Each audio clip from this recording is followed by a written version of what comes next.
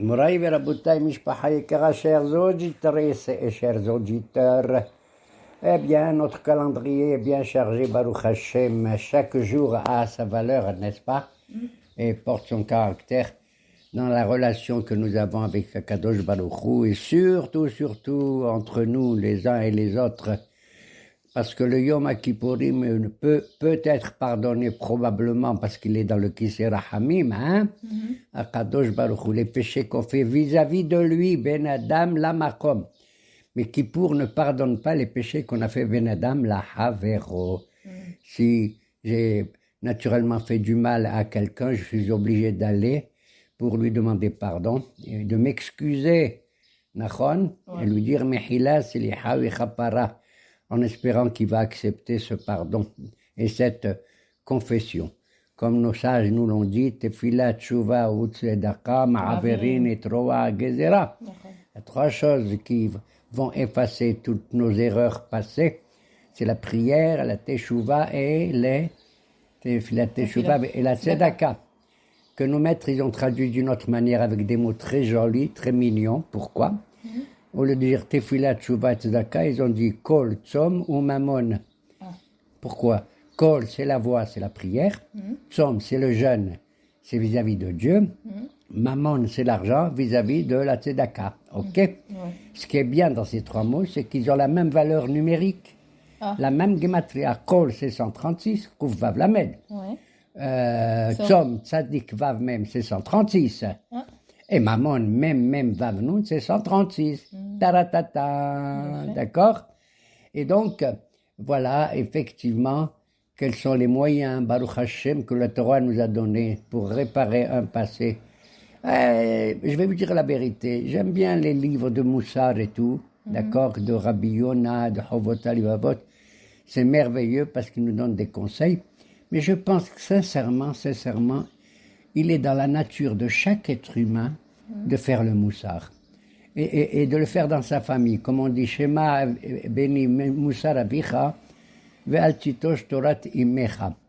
Et donc, j'espère que si j'ai blessé quelqu'un, je crois que j'ai blessé personne, certainement pas de mes auditeurs adorables. Mes auditeurs, j'ai dit mes auditrices, mais j'ose pas le dire, d'accord? Ok? Et donc, si j'ai commis une erreur vis-à-vis de quelqu'un, je lui demande pardon. Mais si Barbden, la personne que j'ai blessée dans le passé, d'accord? Elle est plus de ce monde, elle est morte, Meskena, elle est dans la tombe, la personne. Comment je vais faire? À qui je vais demander pardon? Comment je vais lui demander? Alors la halakha nous dit, il faut aller, si tu habites dans la même ville, dans la tombe de cette personne, la pauvre, hein? Tu réunis 10 personnes, un minyan, et dans ce minyan, ce qui est étonnant, tu peux même des femmes, il peut y avoir 5 femmes et 5 hommes, et tu demandes pardon à cette personne sur sa tombe, tu vois, tu demandes Mehilas leha vechapara, et ce qui est marrant, c'est qu'on dit que cette personne qui demande pardon, elle doit enlever ses chaussures, comme si c'était Kippour. Tu sais qu'à Kippour, on ne porte pas des chaussures de cuir. Et qu'il y a 5 interdictions, ne pas manger, ne pas boire, ne pas se laver, ne pas se parfumer, vous, mesdames, et enlever ses chaussures et mettre des babouches. Ok, Besséder. Ok. Et donc, et ils ont demandé un jour à la sagesse, la chokhma. C'est quoi la sagesse? La sagesse, c'est l'esprit humain. Pas nécessairement déjà religieux, même des scientifiques. Dites-moi, si un type, il a fait telle saloperie, tel truc et tout, qu'est-ce qu'il mérite? Il mérite qu'on lui donne des coups de bâton. On dit, on va voir les prophètes. Dites-nous, les prophètes, qu'est-ce qu'ils méritent, ce type qui a fait du mal? Celui-là, Barmenan, il risque la mort. Alors, Kajbachou dit, taisez-vous, moi je suis assis sur le Kisei Rahamim. Il faut savoir pardonner. Du Kisei Din au Kisei Rahamim. Rosh Hashanah qui s'est passé, Baruch Hashem. Le bon Dieu, il a ouvert 3 livres, Sifrei Hayim, Sifrei Metim et Benonim. Ceux qui méritent la vie, ils sont inscrits tout de suite dedans. Ceux qui méritent Barmenan de quitter ce monde, ils sont inscrits tout de suite dedans. Et les moyens, on est tous des bénoniens, 50%. On attend que le Yom Kippourim, ils viennent. Et c'est pourquoi Rosh Hashanah, c'est l'activa. Le bon Dieu, il écrit dans chacun ce qu'on mérite. Et Yom Kippourim, c'est la hatima, c'est la signature. Tant qu'il n'y a pas la signature, eh ben, Baruch Hashem, on a encore quelques espoirs pendant ces Aseret Yemei Teshuvah, c'est 10 jours de pénitence, d'accord? Et le Kohen Gadol pour Yom Kippour alors? Mais l'essentiel, alors, le jour de Kippour, c'est un jour exceptionnel, absolument. Je ne connais aucune nation au monde, à part nous, Israël, d'accord, qui va célébrer un jour dans lequel elle va pleurer et elle va demander pardon au bon Dieu pour toutes les erreurs qu'on a commises. Oui, même Israël, qui est le peuple élu, chacun d'entre nous a pu commettre des bêtises. Je connais aucune nation, aucune religion au monde qui va pleurer chez le bon Dieu et lui demander pardon pour les erreurs qu'elle fait. Ils ont leurs idéologies, et moi je les respecte, chacune comme elle peut, d'accord? Mais je trouve merveilleux que pendant un jour, au moins, eh bien, on essaye d'effacer ce qu'il y a dans le passé. On peut s'améliorer, littéralement, d'accord? Et c'est le rôle du Kohen Gadol. Qu'est-ce que ça veut dire ça? Un jour de fête où tous les Juifs, à l'époque où le temple existait, ils étaient dehors. D'accord? À l'extérieur du temple, au lieu qu'on rentre tous, pas du tout. Il y en a un seul, il s'appelle le Kohen Gadol, le grand prêtre. Pourquoi il est seul? Parce qu'on veut, vis-à-vis d'Akadosh Baruch Hu, désigner. Un, c'est comme tout chez nous, tu as compris? Il nous représente. C'est notre chagrin, notre ambassadeur. Il rentre tout seul. Pourquoi il est seul? Il est seul parce que le pauvre, il se demande ce qui va lui arriver. Nahon, comment on me confie à moi tout ça? À tel point que quand il va assurer le service, la avoda, comme c'est écrit dans nos livres de prière, d'accord? Il se demande, il dit, pourvu que ça passe vite, pourvu que tout se passe bien. Et tu vois comment un homme, il veut le bien de tout le peuple d'Israël. Et cet homme, c'est le Kohen Gadol, mais ça peut être n'importe qui parmi nous, même si on est à l'extérieur, d'accord? Et cet homme-là, le Kohen Gadol, il va 7 jours avant Kippour quitter sa famille, sa maison, sa femme et tout le monde. Et il va s'installer dans une salle spéciale qu'on appelle, au Beth Amikdash, qu'on appelle Beth Faradrain, l'Ishkat Faradrain, c'est-à-dire la chambre de Faradrain, ça veut dire les princes, d'accord? Et là-bas, il va vivre tout seul, mamash tout seul, mais les anciens, les sages, ils vont venir le réconforter, s'occuper de lui enseigner, est-ce que tu te rappelles comment il faut faire Kippour, dans quel ordre et tout, et tout, et tout. Et il le suspecte, pour ainsi dire, Barménane, tu vois, parce qu'il veut s'assurer qu'il fait bien son travail. Il se met à pleurer parce qu'on le suspecte, hein. Et eux, ils se mettent à pleurer parce qu'ils l'ont suspecté. Et tout le monde se met à pleurer. Et voilà que, la veille de Kippour, Nachon, ben nous, qu'est-ce qu'on fait? On va à la synagogue, on rentre à la maison, on a jeûné, et on va dormir pour être en forme le lendemain. La nuit. Oui, on va dormir. Bah oui. Eh bien, le Kohen Gadol, le mesquin, le pauvre, on l'empêche de dormir. Tu te rends compte? Alors qu'il va avoir un boulot terrible toute la matinée, toute la journée. Ok? Et s'il s'endort, on lui dit, écoute, on va te lire, tu connais pas, on va te lire le livre de Daniel dans la Bible, on va te lire les chroniques d'Ibrahim. Il n'est pas seul. Hein? Il n'est pas seul alors. Non, la veille, ils sont à ses côtés comme ça.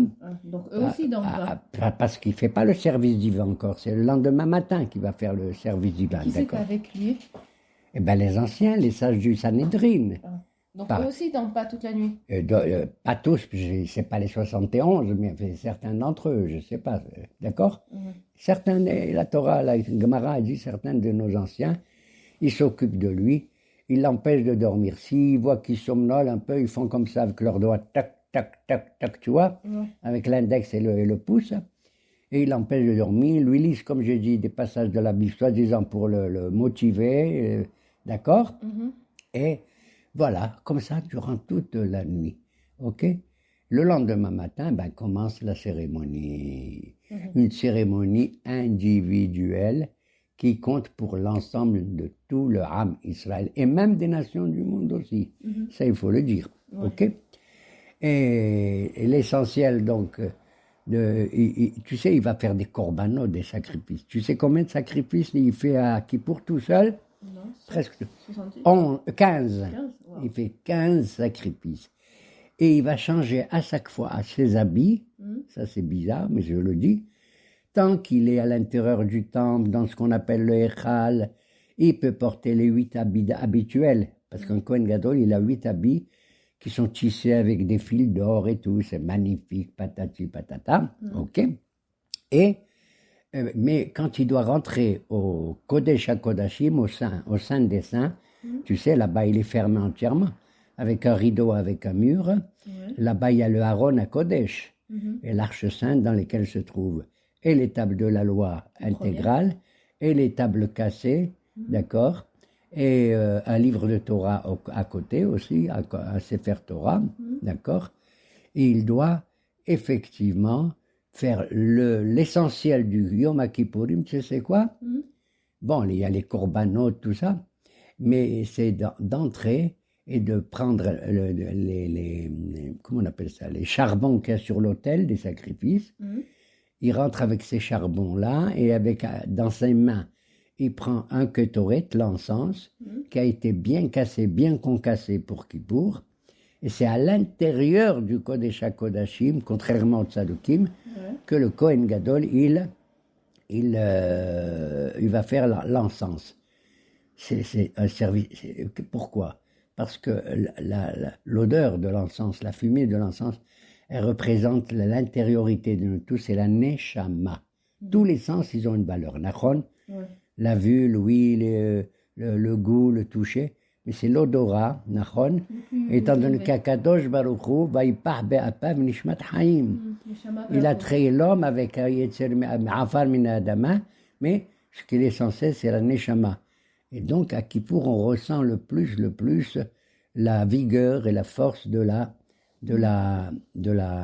neshama. Ouais. Et il faisait des tvilotes aussi. Ah oui, oh là là, une journée tellement chargée, presque seul. On raconte qu'il y a certains Kohanim qui l'aident à monter les morceaux pour les brûler dans le Mizbeach en haut, d'accord? Ok? Et oui, et pendant toute cette journée, à chaque fois qu'il finit une mission, que par exemple, il a mis les hémapanim sur la table, il a allumé la menorah, etc. Ok? Il changeait à chaque fois d'habit, d'accord? Et il faisait 5 fois, il allait au mikvé, 5 tvilot, d'accord? À chaque mission. Et à chaque fois qu'il faisait 5 missions, à chaque tvilot, il se lavait les mains et les pieds 10 fois, d'accord? Avant la tvila, il faisait... Avant la tvila, il se lave les mains et les pieds d'une manière difficile. Il met la main droite sur le pied droit, la main gauche sur le pied gauche, et puis il trempait comme ça. Il se lavait dans le kior, d'accord? Et après la tvila aussi, il faisait pareil. Et il changeait à chaque fois de ses habits. Que tant qu'il est à l'intérieur du temple, il mettait les 8 habits en or, d'accord? Shmona begadim. Mais quand il veut rentrer au Kodesh HaKodashim, il les enlève et il met que des habits blancs. Un seul habit. Un seul habit. Et là-bas, il avait peur, bien sûr, il faisait ce qu'il avait fait, c'est-à-dire l'encens, vite il ressort, d'accord? Et pour ainsi dire, la journée est finie parce qu'il a beaucoup travaillé. Alors en fait, il fait pas des prières. Si, à la fin, je vais dire quelle prière il fait, tu vas être étonné. Et il retourne la dernière fois parce qu'il a laissé à l'intérieur du Saint des Saints la mahta, c'est-à-dire le récipient dans lequel se trouvait l'encens, et il va le ressortir. Et c'est sa dernière mission, mamash. Et il est pressé, les gens ils ont peur, est-ce qu'il est vivant, est-ce qu'il n'est pas mort, le pauvre Kohen Gadol, parce qu'il y en avait qui mouraient déjà. Hein. Enfin, certains que je ne vais pas rappeler tout ça.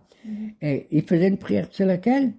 Moi je croyais qu'il allait faire une prière gigantesque, mon Dieu, fasse que nous faisons Teshuvah, et que nous prions tout le temps, et que nous mangeons kasher, et que nous faisons ça, pas du tout. Il dit, mon Dieu, je t'en supplie, ce que le peuple il attend, devine, c'est que tu n'as que... Voilà, la parnassa. Mon Dieu, je voudrais pas que cette année elle soit sèche, tu vas donner de la pluie. Tu as compris? Ouais, la parnassa. Et demander la parnassa, le bonheur. Et bien c'est ce que nous attendons, Be'ezrat Hashem, parce que nous avons pris sur nous, dans notre cœur, de réparer toutes nos fautes, comme ça. Mais d'ailleurs, le Kippour, ça me rappelle un mot en français, c'est le camphre. Qu'est-ce que c'est que le camphre? Il paraît que c'est quelque chose, un peu d'alcool ou un liquide que tu mélanges avec quelque chose pour te masser le ventre pour être bien. Il raconte que tous ceux qui ont mal au ventre, ils font ça. Al-Tiqra Kippour et la camphre. Oui, Parce que le mot Kippour, c'est d'où ça vient, comment on traduit? Ben,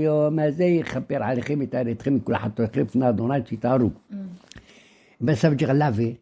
Tu te rends compte? Moi, je croyais que Kippour, c'était un mot vachement célèbre. Non. Ouais. C'est quand tu as une tache dans un vêtement ou n'importe quoi, tu laves le vêtement. Ouais. Les khapir, c'est comme un kafour, et ben c'est comme du savon, pour ainsi dire. C'est Ouais. l'idée du savon. Ouais. Le Kippour, ça veut dire laver, se laver. Ouais.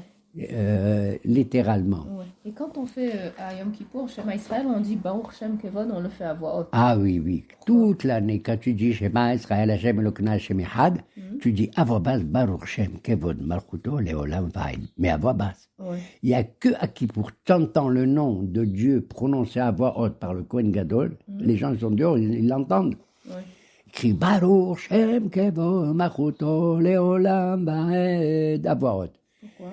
Ben parce qu'on ressemble à des anges maintenant, on ne cache rien du tout.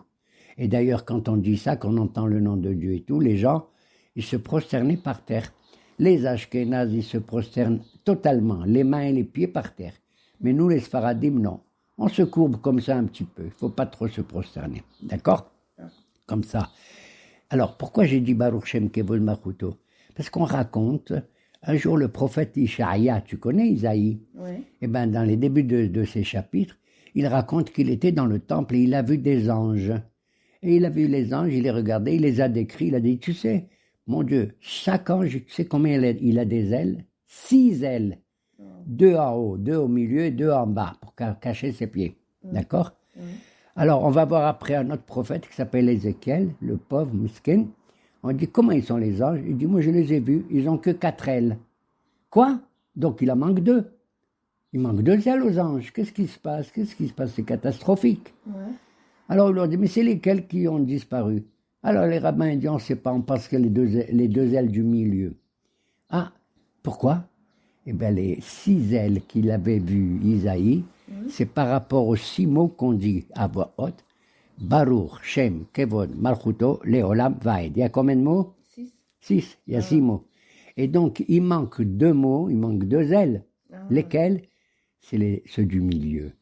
Kevod, Malchuto. Tu as vu? Ça veut dire, on dit, tout se passe comme si les anges, les pauvres, ils ont Baruch Shem et Leolam Vaed, il leur manque Kevod, Malchuto. C'est quoi? C'est la gloire du royaume divin, du règne divin. C'est ça. C'est ça qu'on pleure le jour de Kippour. Voilà pourquoi, à Kippour, depuis Rosh Hashanah d'ailleurs, dans nos prières, au lieu de dire à El HaKadosh, on dit à Melech HaKadosh. Au lieu de dire Melech HaKadosh Mishpat, on dit à Melech HaMishpat. Il y a quelques changements dans les prières. On ajoute Zechor, les Haïm, Zochren ou les Haïm, etc., etc. Mais c'est d'air. Donc on veut remettre le Kavod Malchuto, la gloire divine, du règne divin dans ce monde-ci. Ouais. Voilà. Mais Chololot Bakramim, c'est quoi cette histoire de Yom Kippour que les filles, elles allaient danser? Ben, j'ai rien à dire, ça, j'ai rien compris. Tu connais la phrase qui dit « Lo hayu yamim tovim ketu be'av ve'yom Kippourim ». Les 2 jours les plus merveilleux de tout notre calendrier, c'est le 15 Av et le jour de Kippour. Le 15 Av, je comprends, parce que les jeunes filles, elles allaient danser au milieu des vignes et elles attendaient de trouver quelqu'un pour se marier. OK? Et Yom Kippourim, eh bien, il paraît, c'est ce que avant ça existait, que les jeunes filles, le jour de Kippour, alors que moi, j'ai jeûné, que j'ai faim, je crève de faim, les jeunes filles, elles jeûnaient aussi. Elles jeûnaient, je sais pas. Quand même. Mais les femmes, elles sont terribles, elles sont extraordinaires.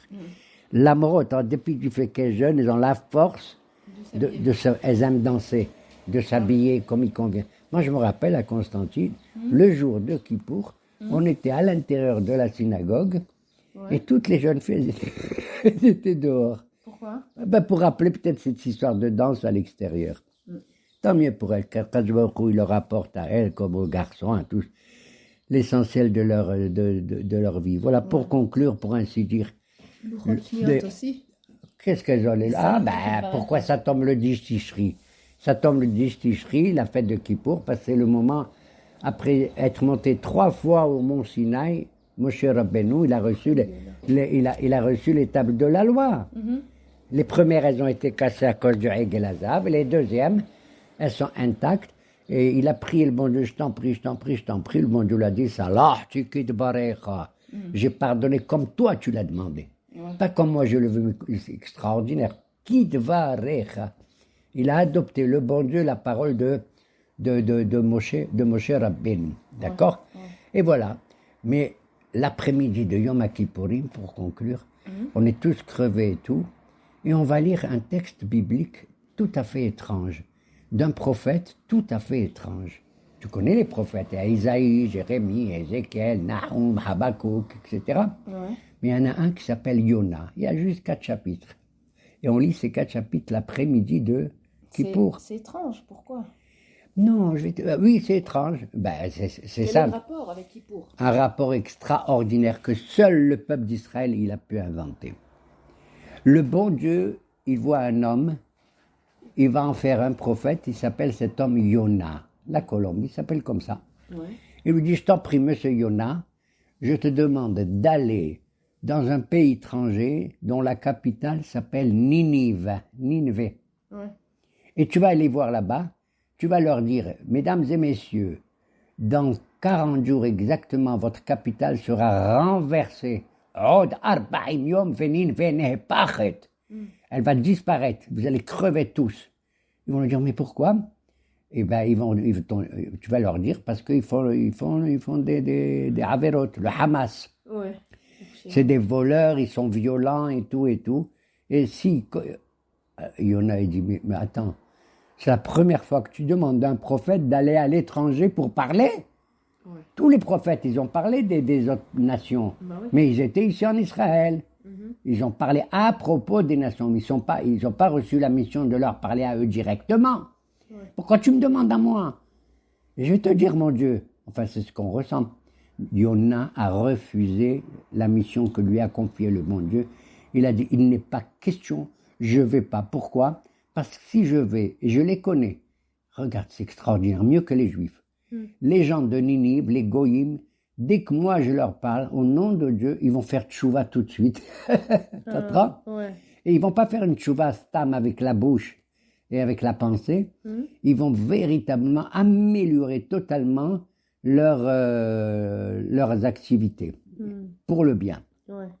Et si eux, ils acceptent la teshuva, et le bon Dieu accepte la teshuva des Goïm, nous, on est foutus les Juifs, c'est-à-dire que nous, on n'est pas capables. Donc, je ne vais pas.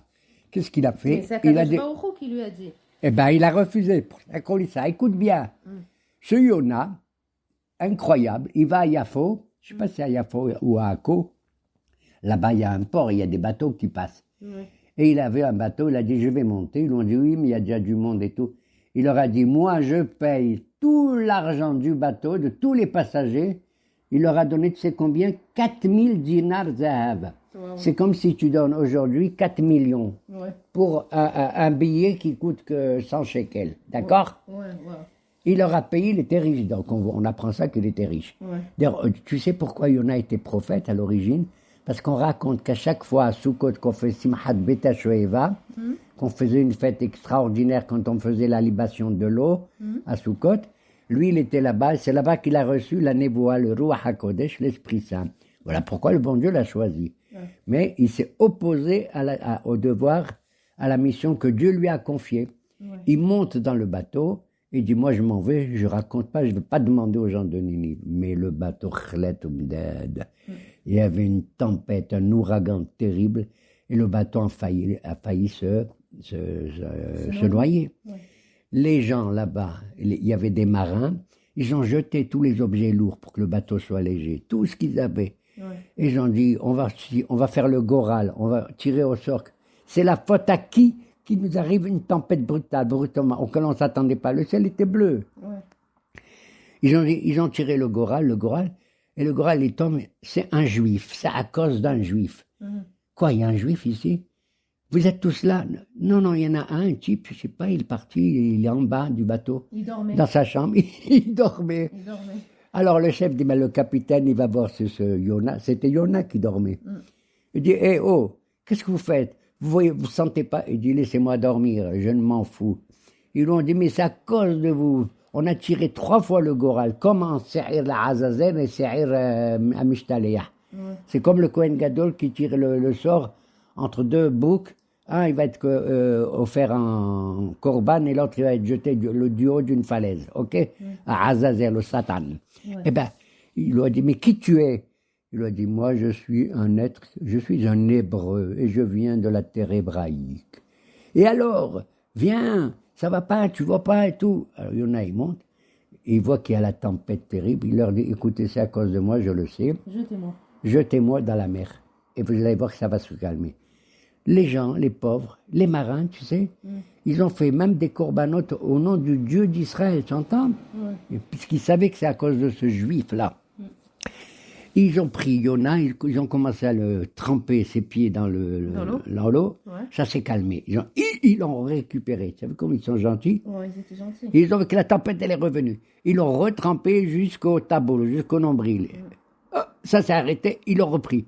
À la fin, il leur a dit, Yona, jetez-moi, je m'en fous. Ils l'ont jeté totalement. Miskin. Il était dans la mer, comme ça. Le bateau était tranquille maintenant, plus de tempête. Et brusquement, une histoire incroyable, un énorme, comment on appelle les gros poissons? Une baleine énorme, c'était une baleine masculine. Il avale et Yona, il est dans le ventre de la baleine. Il est dans le ventre de la baleine pendant je sais pas combien de temps, et il dit rien du tout, il dit rien, il est prêt à mourir. Mais cette baleine rejette Yona, et il est à nouveau avalé par une baleine, mais féminine, femme. Et là, c'est plus terrible, parce que dans la baleine femme, il y a plein de petits œufs, de la Adam al-Hout. Donc ça sent un peu étrange. Et pendant 3 jours, il se met à prier. Il fait une prière que vous regarderez dans votre livre, d'accord?